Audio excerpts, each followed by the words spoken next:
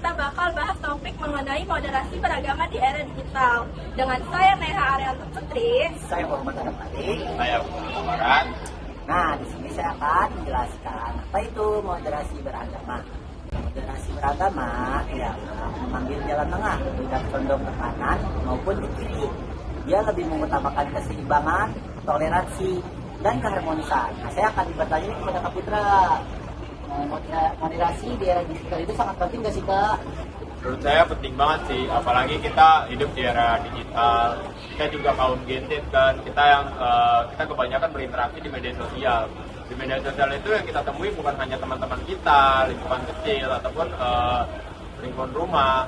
Kita ketemu banyak orang, bahkan kita satu dunia ini kita ketemu. Jika kita tidak bermoderasi, kita bisa saja tersesat ataupun kita menyesatkan orang lain. Itu sih. Untuk selanjutnya ada sesi apa sih Kak Nea?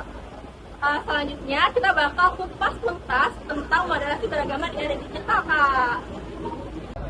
Nah, aku punya data menariknya nih dari PIM in Jakarta. Ternyata 84% milenial punya akses internet dan lebih dari separuhnya belajar agama cuma lewat media sosial doang. Gimana nih menurut kakak-kakak? Kalau menurut tanggapan saya, belajar di sosial media itu nggak salah. Apalagi kita Gen Z. Gen Z itu kan terkenal dengan bermain sosial medianya ya. Sekarang belajar apa-apa itu sekarang lebih ke sosial medianya. Tapi yang aku takut salahkan ialah mereka salah menafsirkan doang. Seperti itu. Kalau menurut tanggapan kayak gimana? Nah betul tuh, kalau kata Adam, apalagi di era digital ini kita belajar hanya berpatokan dari internet.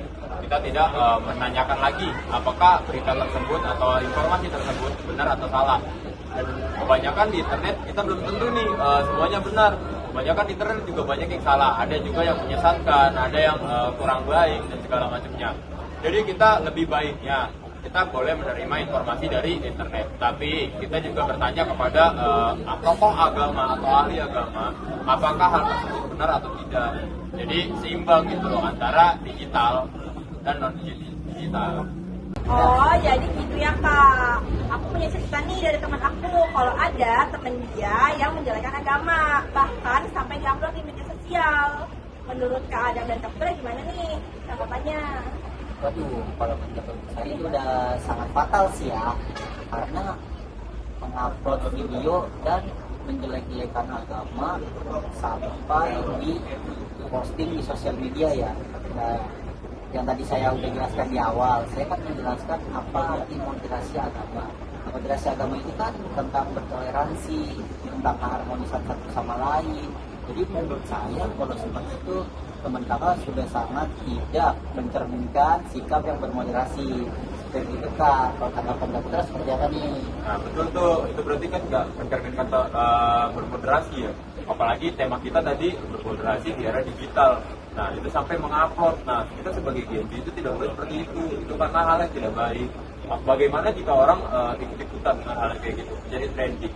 Nah itu tidak mencontohkan hal yang bermoderasi. Gitu kan Neo. Nah, jadi gitu teman-teman. Moderasi beragama itu sebenarnya simpel, nggak berlebihan, nggak memaksa, dan tetap menghargai perbedaan. Setuju, bukan berarti iman kita lemah, tapi lebih tepatnya kita harus menempatkan kapan diri kita tegas, kapan diri kita bertoleransi, seperti itu. Nah, dan yang terpenting, sadar kalau medsos itu bukan hanya satu pemikiran, tapi kan kita di medsos itu banyak orang, dan itu berarti berbagai pemikiran. Nah, jangan sampai kita jari lebih cepat dibanding dengan otak. Kita harus berpikir dulu sebelum kita mengirim atau mengupload sesuatu di media sosial. Itu teman-teman. Jadi di era disrupsi ini, apa pesan terakhir buat para pendengar kita nih kakak-kakak? Pesan saya cuma satu, tetap bermoderasi, tetap bertoleransi, dan menjaga keharmonisan satu sama lain, seperti itu. Nah betul tuh, kita boleh aja mencari informasi atau sesuatu tentang agama dari media sosial, tapi jangan kita terima mentah-mentah.